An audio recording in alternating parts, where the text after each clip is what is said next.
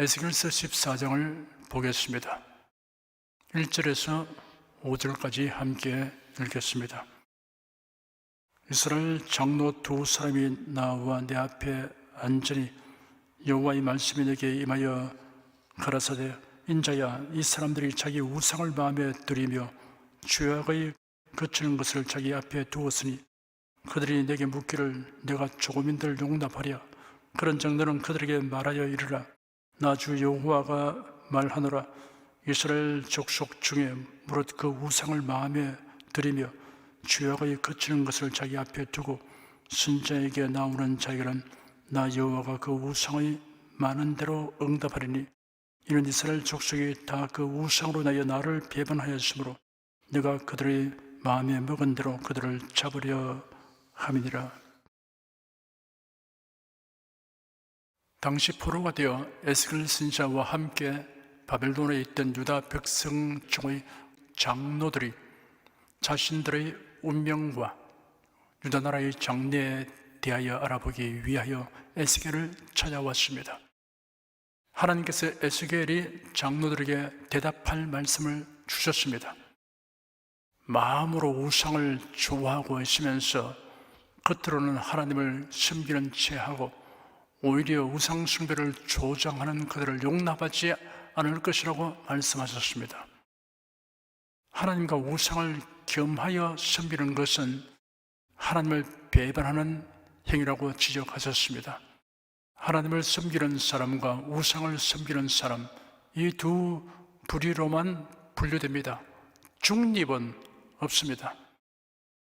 종교다원주의자, 포용주의자, 혼합주의자들은 우상 숭배자로 분류됩니다.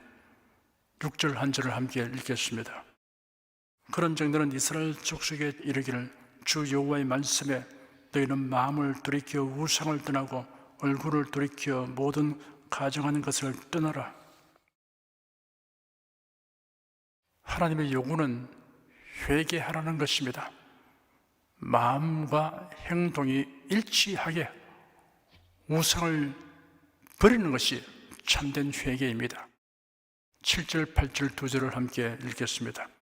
이스라엘 족속과 이스라엘 가운데 우고하는 외인 중에 물은 나를 떠나고 자기 우상을 마음에 들이며 죄악의 거치는 것을 자기 앞에 두고 자기를 위하여 내게 묻고자 하여 선지자에게 나오는 자에게는 나 여호와가 친히 응답하여 그 사람을 대적하여 그들로 놀라움과 감개와 속담거리가 되게 하여 내 백성 가운데서 끊으리니 너희가 나를 여호와인 줄 알리라. 이스라엘 족속이든 이방인이든 우상을 섬기는 행위는 하나님께 용납받지 못합니다. 우상을 섬기면서도 선지자를 찾아와서 묻는 이유는 그 속셈이 뻔합니다. 우상 숭배를 겸해도 된다는 말을 듣고자 하는 것입니다. 종교 화합이니 전통과 문화니 하는 궤변으로 적당히 말해주기를 바라는 것입니다. 우리나라 교계에서도 이런 현상을 봅니다. 종교다원주의 노선인 단체에서 국제적 행사를 유치하면 그 행사의 대회장이나 준비위원장 자리를 제시하면서 보수 정통 노선의 유명 목사를 끌어들입니다. 명성을 탐하는 자가 이런 요청에 응합니다. 그 대표적 사례가 부산의 백석구에서 개최된 WCC 제10차 총회입니다. 하나님께서는 이런 이스라엘 족속을 징벌하여 후대 사람들에게 교훈이 되게 하는 표본으로 삼겠다고 하셨습니다. 9절, 10절 두 절을 함께 읽겠습니다. 만일 선지자가 유혹을 받고 말을 하면 나 여호와가 그 선지자로 유혹을 받게 하였으니와 내가 손을 펴서 내 백성 이스라엘 가운데서 그를 멸할 것이라. 선지자의 죄악과 그에게 묻는 자의 죄악이 같은즉 각각 자기의 죄악을 담당하리니. 거짓 선지자가 유혹을 받아서 거짓 예언 행위를 하는 것도 모두 하나님의 주권 아래에 있으며 하나님의 섭리 중에 있습니다. 하나님께서는 인간에게 자유의지를 주셨기 때문에 그런 행위를 강압적으로 막지 않으십니다. 그러나 하나님께서 그 죄악을 인정하거나 묵고하지는 않습니다. 거짓 예언을 하는 자와 그러한 예언을 하여 주기를 바라는 자의 죄악이 동일합니다. 피차가 원하는 것을 충족시켜 주는 것입니다. 11절 한 절을 함께 읽겠습니다. 이런 이스라엘 족속으로 다시는 미혹하여 나를 떠나지 않게 하며 다시는 모든 범죄함으로 스스로 더럽히지 않게 하여 그들로 내 백성을 삼고 나는 그들의 하나님이 되려 함이니라. 나 주 여호와의 말이니라 하셨다 하라. 하나님께서 거짓 선지자들과 그들의 거짓 예언을 따르는 자들을 징벌하시고자 하는 목적에 대해 말씀하셨습니다. 그 목적은 그들이 회개하도록 하여 하나님의 백성으로 삼기 위함이라고 하셨습니다. 12절에서 21절까지 함께 읽겠습니다. 여호와의 말씀이 또 내게 임하여 가라사대 인자야 가령 어느 나라가 불법하여 내게 범죄함으로 내가 손을 그 위에 펴서 그 의뢰하는 양식을 끊어 기근을 내려서 사람과 짐승을 그 나라에서 끊는다 하자. 비록 노아, 다니엘, 욥 이 세 사람이 거기 있을지라도 그들은 자기의 의로 자기의 생명만 건지리라. 나 주 여호와의 말이니라. 가령 내가 사나운 짐승으로 그 땅에 통행하여 적막게 하며 황무케 하여 사람으로 그 짐승을 나여 능히 통행하지 못하게 한다 하자. 비록 이 세 사람이 거기 있을지라도 나의 삶을 두고 맹세하노니 그들은 자녀도 건지지 못하고 자기만 건지겠고 그 땅은 황무하리라. 나 주 여호와의 말이니라. 가령 내가 칼로 그 땅에 임하게 하고 명하기를 가라 이 땅에 통행하라 하여 사람과 짐승을 거기서 끊는다 하자. 비록 이 세 사람이 거기 있을지라도 나의 삶을 두고 맹세하노니 그들은 자녀도 건지지 못하고 자기만 건지리라. 나 주 여호와의 말이니라.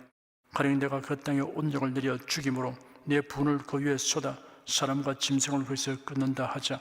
비록 노아, 다니엘, 욥이 거기 있을지라도 나의 삶을 두고 맹세하노니 그들은 자녀도 건지지 못하고 자기의 의로 자기의 생명만 건지리라. 나 주 여호와의 말이니라 하시니라. 주 여호와께서 가라사대 내가 나의 네 가지 중한 벌 곧 칼과 기근과 사나운 짐승과 온적을 예루살렘에 함께 내려 사람과 짐승을 그 중에서 끊으리니 그 해가 더욱 심하지 않겠느냐. 하나님께서 예루살렘을 칼과 기근과 사나운 짐승과 온적으로 징벌하실 것이라고 말씀하셨습니다. 노아, 다니엘, 욥은 하나님을 경외하며 의롭게 살았던 탁월한 인물들입니다. 이러한 위인들이라도 우상 숭배하는 유다 백성들을 구원할 수 없다고 하셨습니다. 다른 사람이 대신 믿어주거나 회개할 수는 없습니다. 구원은 철저하게 자신의 신앙에 의해서 결정됩니다. 가족 10명 중에 9명이 구원받으면 나머지 1명이 덤으로 구원받는 일은 결코 없습니다. 부모는 자녀가 어릴 때부터 신앙을 철저히 가도록 지도해 주어야 합니다. 어렸을 때 신앙생활을 했던 사람은 중도에 어긋난 길을 가도 돌아오는 확률이 큽니다. 22절, 23절 두 절을 함께 읽겠습니다. 그러나 그 가운데 면하는 자가 남아 있어 끌려 나오리니 곧 자녀들이라. 그들이 너희에게로 나오리니 너희가 그 행동과 소위를 보면 내가 예루살렘에 내린 재앙 곧 그 내린 모든 일에 대하여 너희가 위로를 바랄 것이라. 너희가 그 행동과 소위를 볼 때 그들로 내어 위로를 받고 내가 예루살렘에서 행한 모든 일이 무고히 한 것이 아닌 줄을 알리라. 나 주 여호와의 말이니라. 예루살렘이 멸망되고 바벨론에 포로되어 간 자들의 자녀들이 살아남아서 훗날 돌아오게 될 것이라고 말씀하셨습니다. 돌아오게 된 그들은 지난날 있었던 역사의 교훈을 알게 될 것이라고 하였습니다. 하나님께서 그의 백성을 징벌하신 의미를 그들이 알게 될 것이라고 하셨습니다. 하나님은 한 분이심을 알게 됩니다.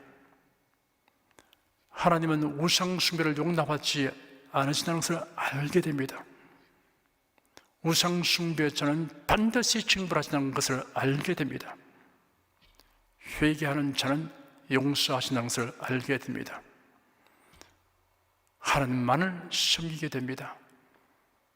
이스라엘이 겪은 이런 과정은 결코 최선이 아닙니다. 최선은 시종일관 변함없이 하나님을 섬기는 것입니다. 다만 그릇된 길을 가는 일이 있어도 회개의 기회가 있을 때 되돌아오면 하나님과의 관계 회복을 할 수 있습니다. 이런 차선의 길입니다. 끝까지 고집하고 저 길로 가는 것은 최악의 길입니다. 기도하겠습니다.